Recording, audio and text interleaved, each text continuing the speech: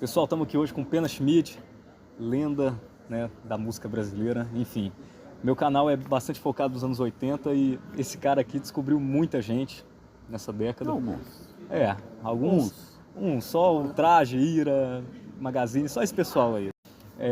Mas antes disso você trabalhava com os Mutantes, né? Cláudio César, como é que... Antes disso, eu também trabalhei com os Mutantes, 10 anos antes disso, antes dos 80. Em 73, fui trabalhar com os Mutantes. Passei um ano, deu um ano, mais ou menos, com eles. Como é que foi seu aprendizado com o Cláudio César, que pra mim é o mago do som? Sensacional. A gente fui morar na casa do Cláudio César, na Cantareira. A gente estava construindo o primeiro equipamento de som grande dos Mutantes. Com a mesa de som e um PAzinho assim. E o desenho todo do Cláudio César, eu tinha saído da escola de eletrônica.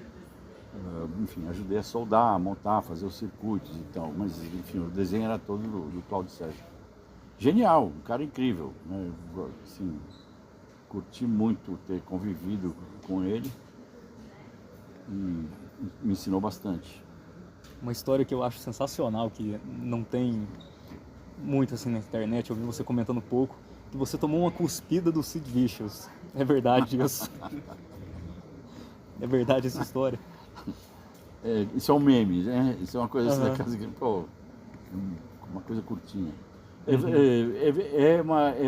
Sim, é verdade. Eu morei em Londres uma época, no ano de 77, com os Sex Pistols saindo da casca, né? Sex Pistols é uma banda memética total.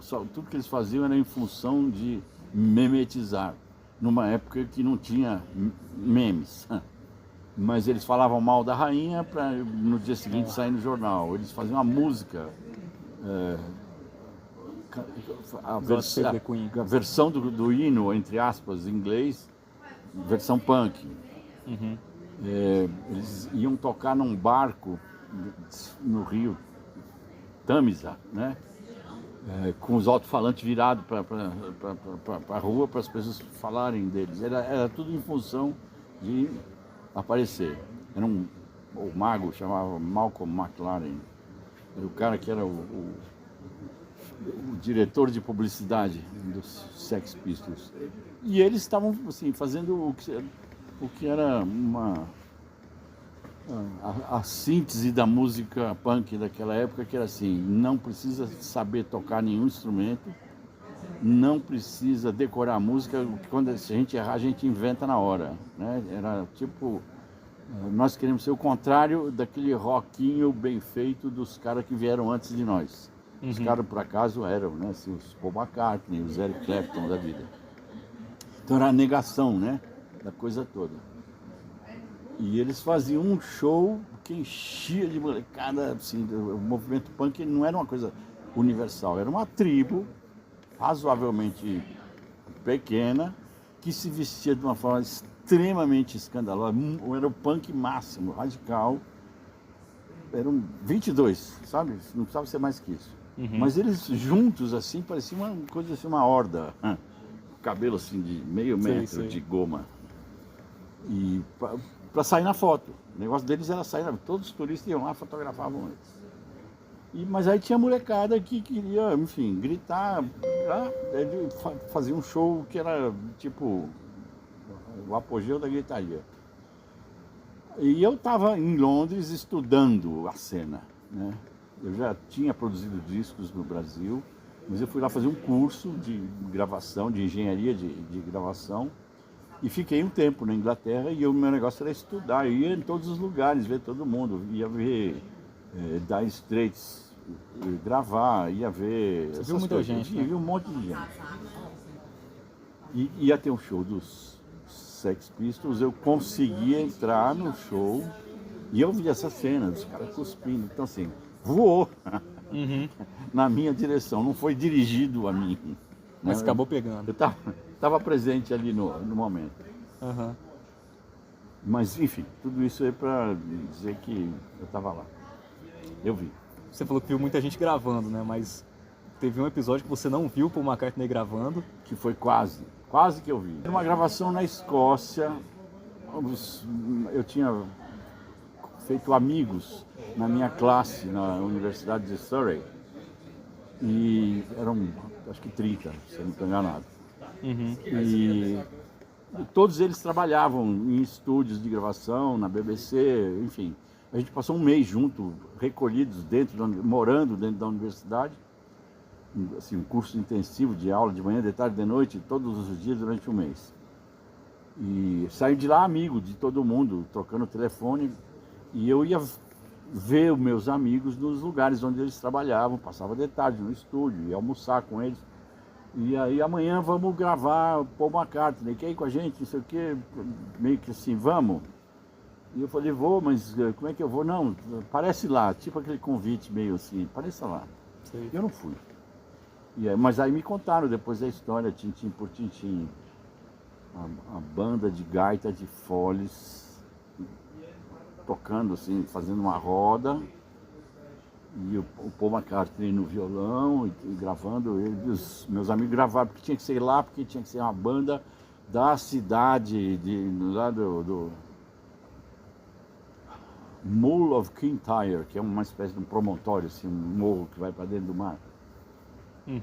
E lá naquela cidade tinha uma banda de gaita de foles que o Paul queria usar, porque era uma música falando daquele lugar.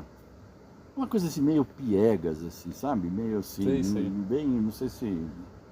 E que tocou muito no Natal, porque era uma coisa assim folclórica, evocativa. Vamos falar agora dos anos 80, né? Você achou um monte de banda naquela década, você achou o Traje, Ira, Titãs, o Magazine, Azul 29, Agentes. Onde você achou? Foi no Lira Paulistana, se eu não me engano, né? O Traje foi no Lira. Aquele Boca no Trombone, aquele... Era um projeto concurso, que tinha né? no Lira de bandas novas. Sei. Que tinham assim, uma certa maré enchente, era uma inundação de bandas. Por quê? Porque era o momento em que estava acontecendo a tal da abertura política no Brasil depois de 20 anos, quase 15, 18 anos. As diretas já, né? De uma ditadura ferrada, desde os 70, enfim, ditadura braba, censura, repressão, totalmente assim, todo mundo reprimido. Aí, de repente, do dia para a noite, então agora pode falar o que você quiser, vestir o que você quiser, fazer o que você quiser na rua. Agora pode. Os velhos, a geração que tinha 30 anos ou mais, né, nessa época, tinha perdido o costume de se expressar, entendeu? Tinha medo, porque foram presos, foram exilados, aquela coisa toda. Mas a juventude não tinha esse problema, mas a juventude simplesmente, agora pode ir para a rua, né, fazer o que eu quiser, e a juventude da época foi toda para a rua junta, ao mesmo tempo, para todos os lugares, todas as tribos foram para a rua se apresentar.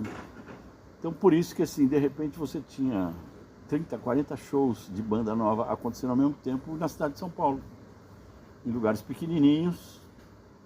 E eu aproveitei essa maré para ver todo mundo, convencia a WEA na época de que seria uma ideia interessante fazer compactos de bandas novas para testar, para ver se alguma dessas bandas, enfim, acharia o seu, né, lugar junto ao público, né, para mostrar essa moçada que estava se apresentando em lugares pequenos para o grande público. E aí sai uma série de compactos durante acho que um ano mais ou menos. Ao longo do período de um ano, eu, sei lá, deve ter feito nunca fiz a conta, mas deve ter dado uns 10 compactos de bandas novas. Algumas dessas bandas, nem todas, algumas dessas bandas saíram do compacto, fizeram primeiro um segundo compacto e depois fizeram seus LPs. O Traje, por exemplo, fizeram 2 compactos, né? O Ultraje fez 2 compactos que depois foram incorporados para dentro do LP. Então, é um LP que saiu com várias músicas que já tinham sido gravadas. No compacto. Né? Os Titãs foram direto ao primeiro disco, né? Os Titãs não queriam fazer compacto. Os Titãs tinham um problema de 5 cantores, né? de serem 3 bandas unidas num condomínio de bandas. Titãs era um condomínio de bandas. Tinha 8, e eram 3 bandas que tinham que dividir o espaço entre elas. Né? Nenhuma das 3 podia.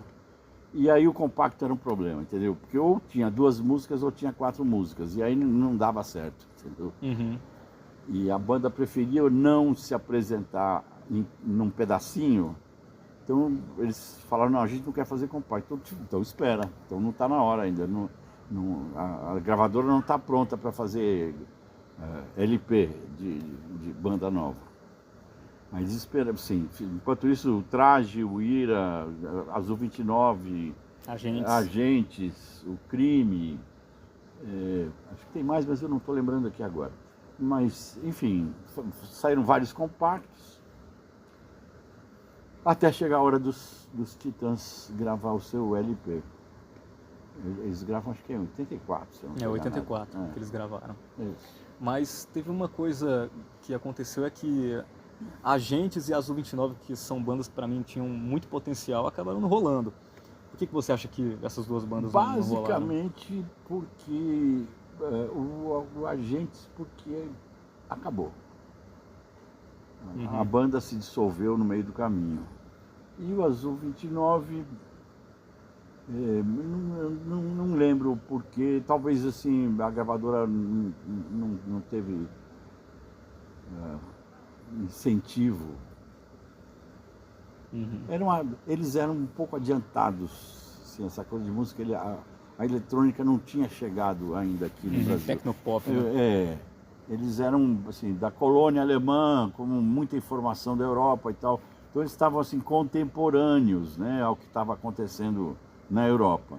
Mas aqui não estava chegando aqui ainda. Aqui ainda tinha a ver essa coisa da influência, os ingleses, o post-punk, o The Jam, né, essa coisa, né, esse povo estava New Wave, né, estava fazendo mais a cabeça em geral dos radialistas e tudo mais.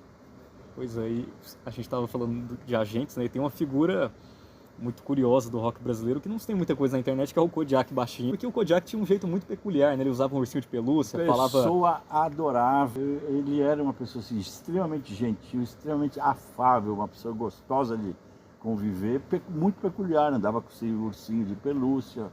Falava em eletrotransmissores. Falava línguas estranhas, tinha uma concepção assim, bem fora deste mundo, né? E ele persegue uma carreira artística até hoje, né? Era uma personalidade rara. Né? Pois é. E dentre esses compactos, qual banda que você mais gostava?